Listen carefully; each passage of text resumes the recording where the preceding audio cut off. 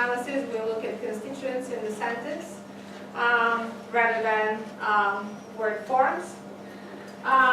Word can be any element that is related to a certain meaning, and we can connect it with one or several senses. So this is what I put here, the dictionary definition. For the purposes of any kind of computation, we go for quick and dirty definition of anything between two spaces is a word for a computational linguist. That's it. And then you can write regular expressions and do stuff, but your orthographic word is what is your word. So depending on what you do, you will set your definition there. And here, in morphology, people go for the dictionary definition. So this is what we're going to go for here. But I have to say that there are many languages in the Americas, in Australia, where that Indo-European notion of word is simply irrelevant, because what we think of as word does not exist. The notions are expressed in a completely different way. So even that is not something that is universal. Since we know the whole notion is not universal in languages, it is difficult to give a definition that everyone agrees on and that is a universal definition. This is why we go for a definition that serves the purposes of whatever we want to do.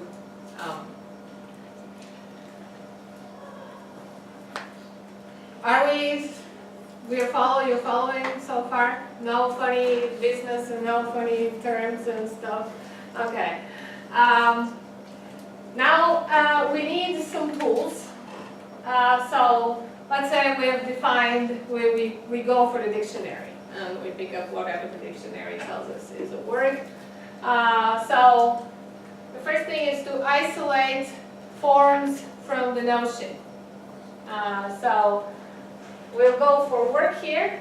The notion of work is said to be the lexeme, and that's an abstract notion. In many analyses, the notation of the lexeme is in small capitals or in some capitals, but you emphasize that you're talking about the concept and not about the realization of this concept. And then realizations of the concept are different forms of that concept, where it's realized in specific contexts. So he or she works, that will take the inflectional ending S, taking like the ed past tense marker will give you a form that can be used in past tense or participle.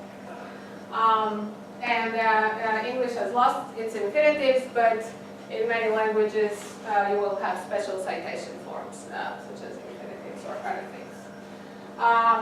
So those are realizations that have been inflected. Then we have realizations that go as simple words in free forms or as compounds. So English is, and Germanic languages in general, are very good at forming compounds at any point, any time. So work and home as free forms, and they also exist as in a compound called work, where you do work at home. Now I'll briefly just say, I'll devote the whole lecture to what inflection versus derivation is.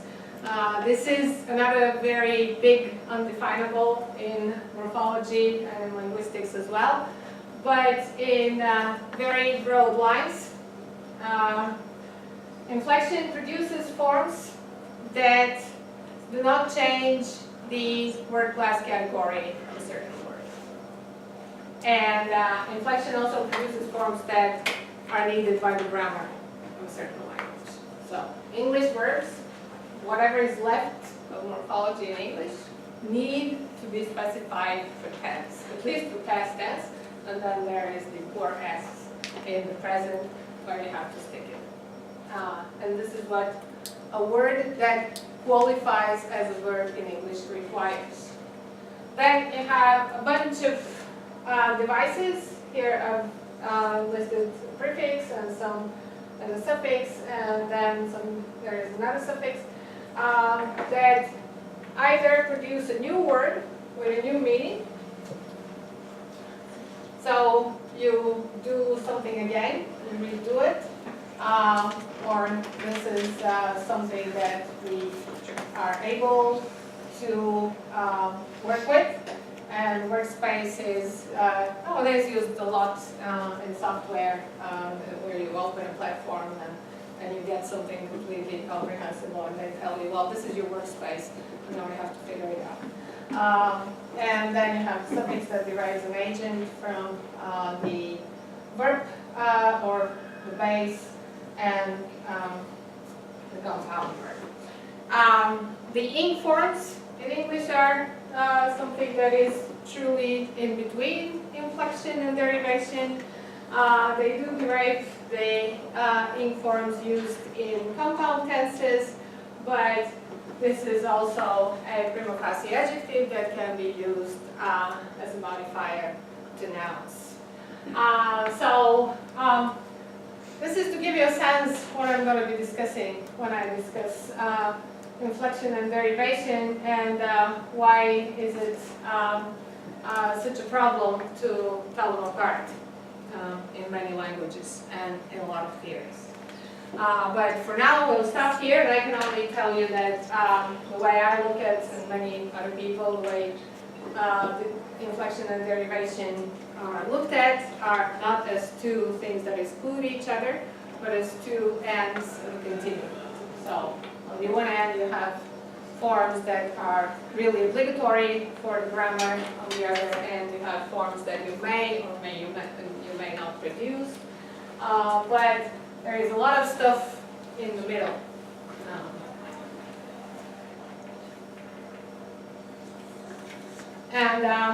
Now, what people in the 1800s loved to do, and many people today are not excluded from that either, was to define the morphological structure of a language rather holistically.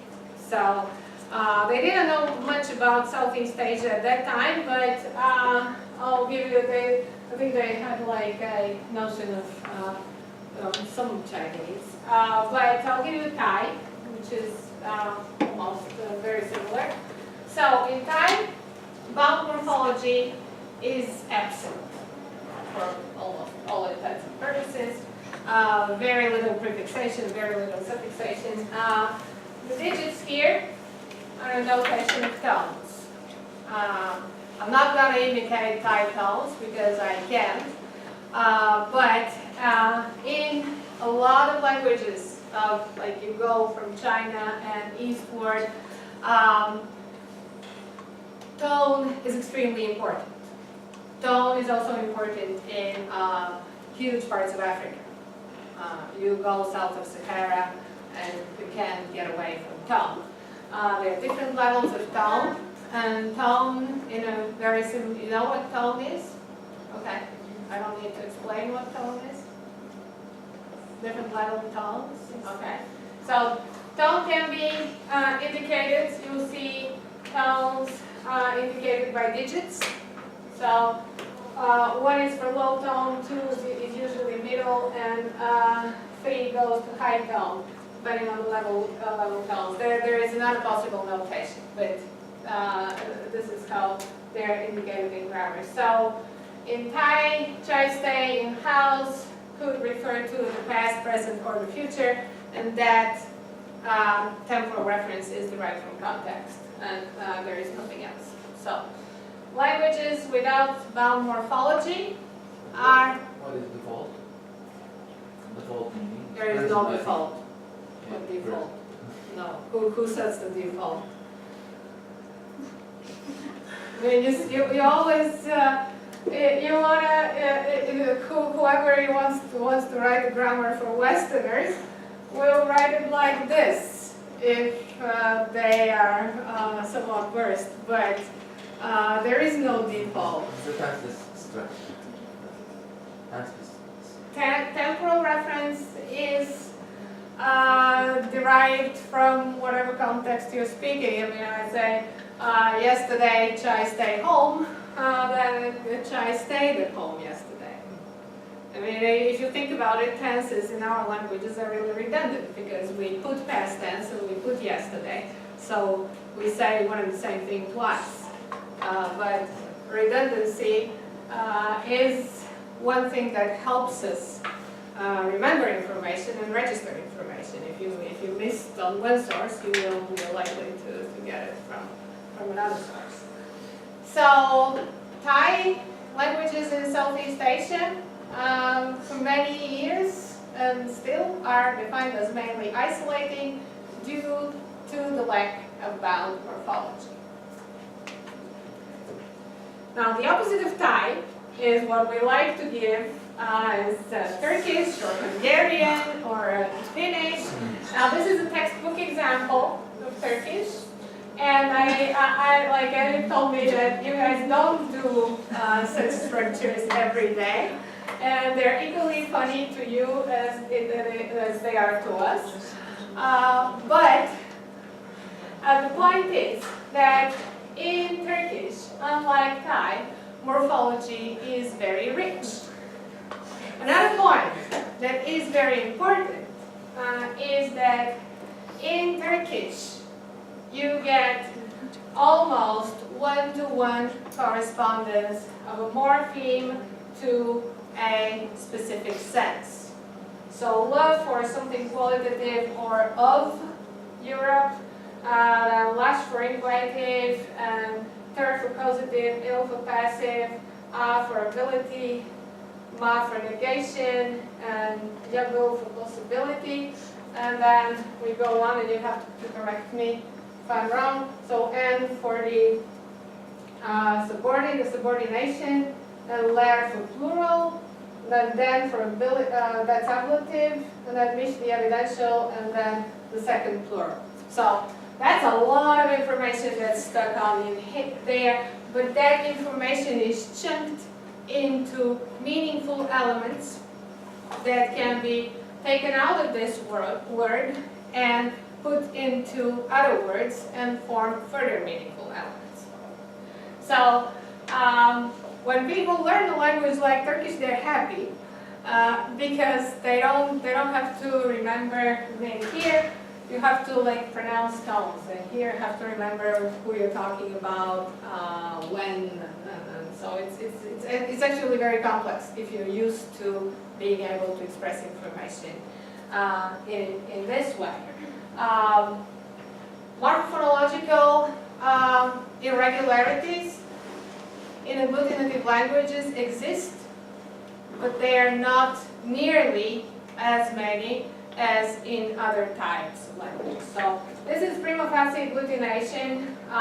Obviously it's an extreme example, but the point is that in languages like Turkish or Hungarian or Finnish, it is possible to string together meaningful elements and get words.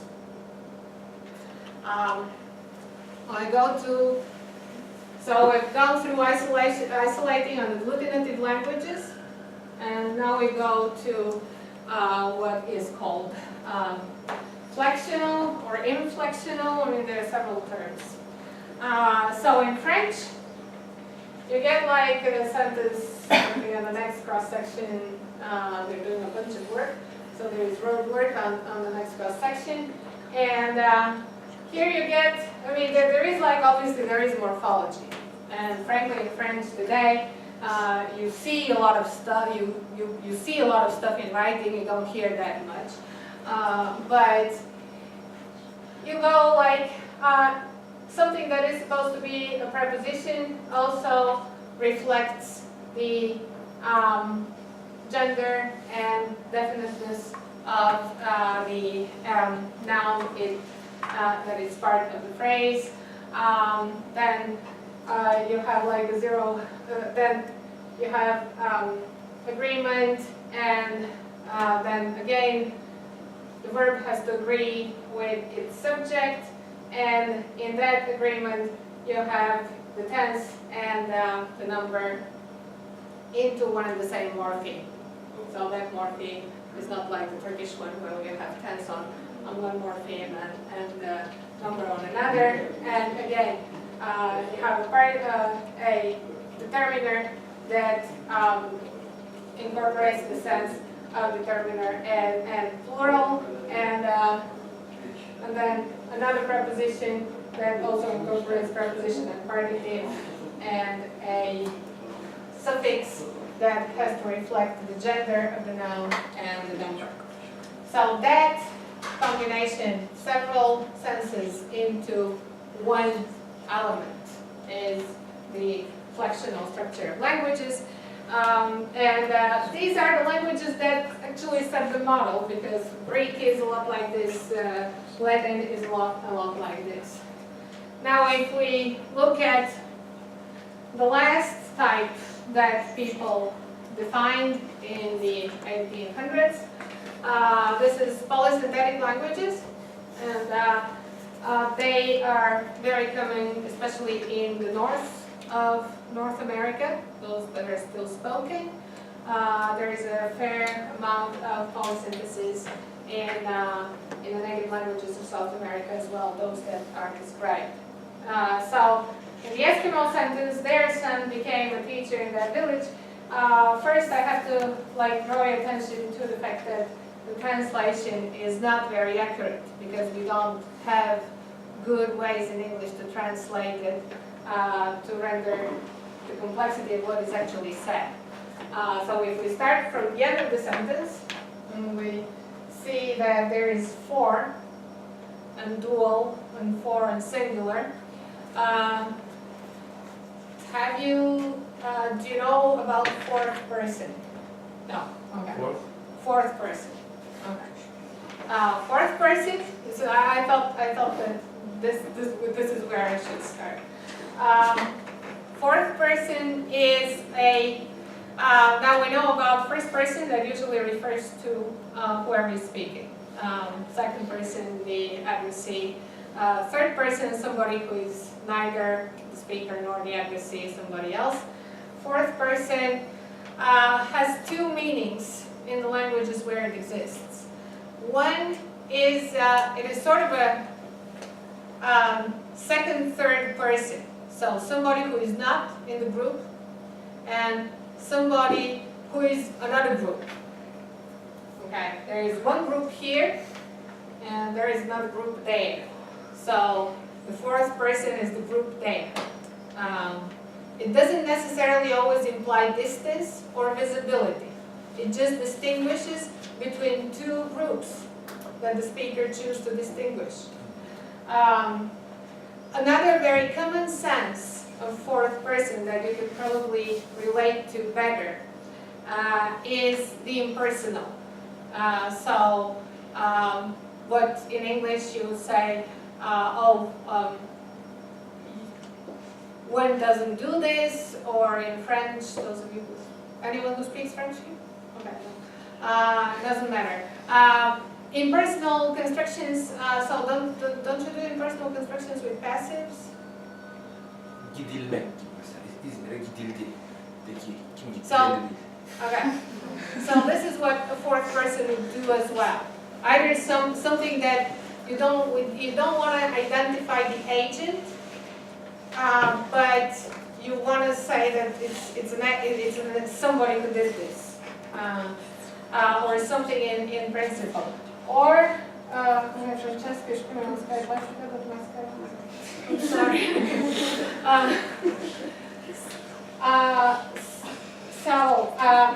In this sentence, there is a group of people are talking about the group of somebody's son who became a teacher in somebody else's village.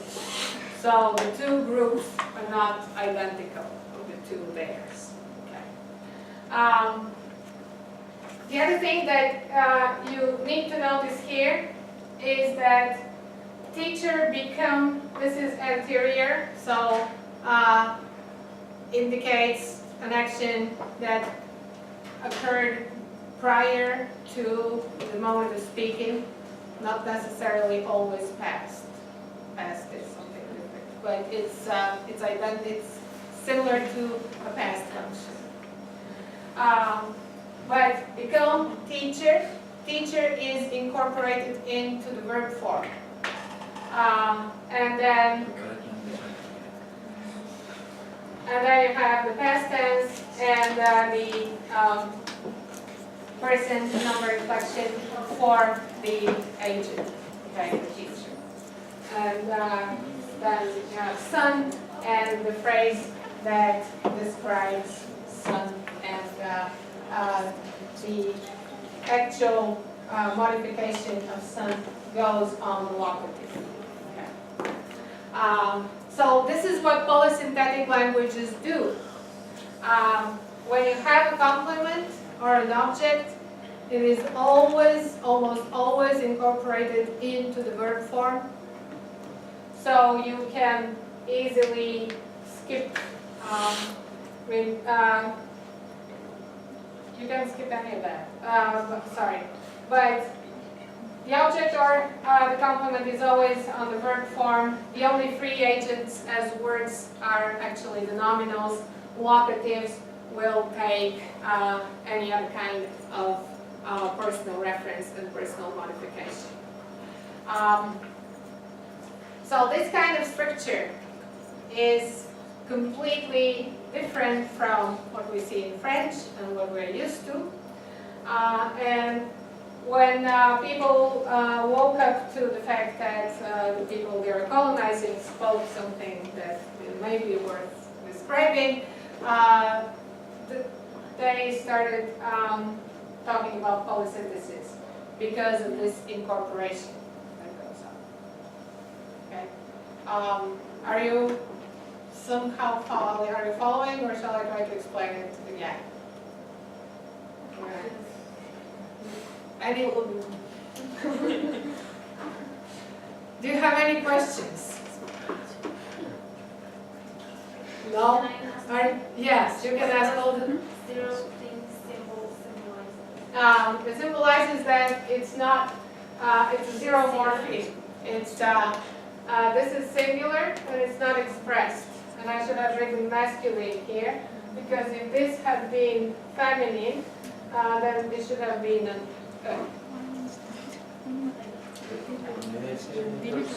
Sure. Yeah. Geldi dediğimizde herhangi bir şahıs eki kullanmıyoruz. Oradaki o sıfır eke üçüncü şahıs eki diyoruz. I will come to zero morphemes later on, towards the end. But that's like, I mean, the fact that we write it, because if we compare it with something else, like another gender in French, there will be something. Whereas in the masculine, yes, it was described as yes, by yeah. So what I need you to take with you from the polysynthesis is that a verb can rarely, what we know, like if we can say I work in English, you cannot say I work in Ljuba.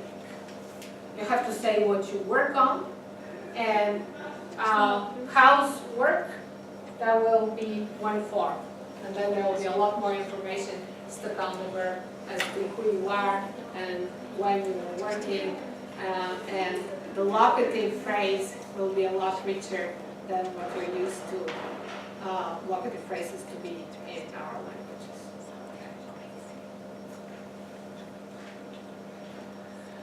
So this is the scale that the 1800 grammarians gave us, and that we pretty much work with today.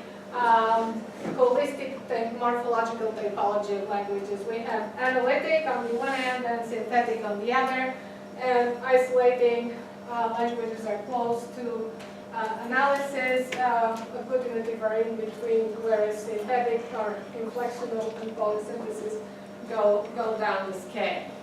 For a long time, people like to classify languages like this. The point is that, and what brought into question this whole classification, is that no language is ever a pure type.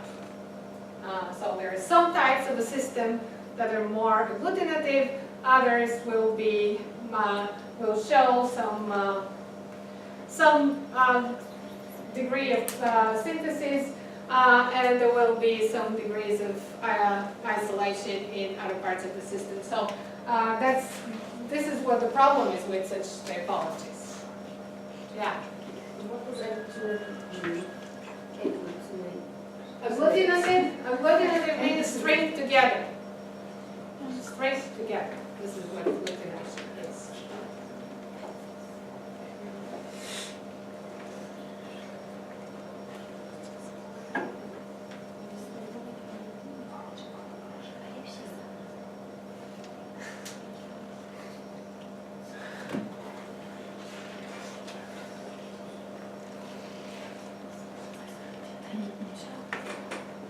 So such typologies are a good starting point, but they're highly misleading as wholesale classification of any language.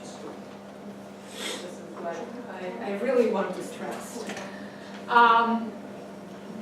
So now that we have a certain sense of what languages might look like, if we come to the notion of the morpheme, it was introduced by a Polish linguist, despite the French-sounding name.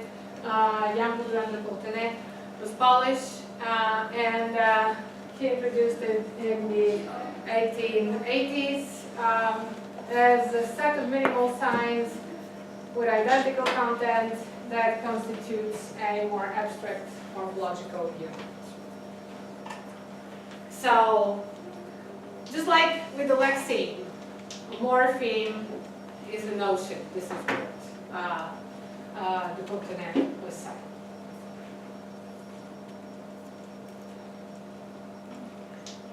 And that notion is abstract. The plural morpheme is something that is associated with certain grammatical meanings. Certain morpheme, I'll talk about the different semantics of a morpheme. So, a morpheme is the abstract notion. A morph is the realization of a morpheme. So, the S in English, and as in cups or shoes, is the realization of the plural morpheme. And then there could be different realizations. Some of them are conditioned by the phonological environment. Depending on what sounds you occur with, you may change.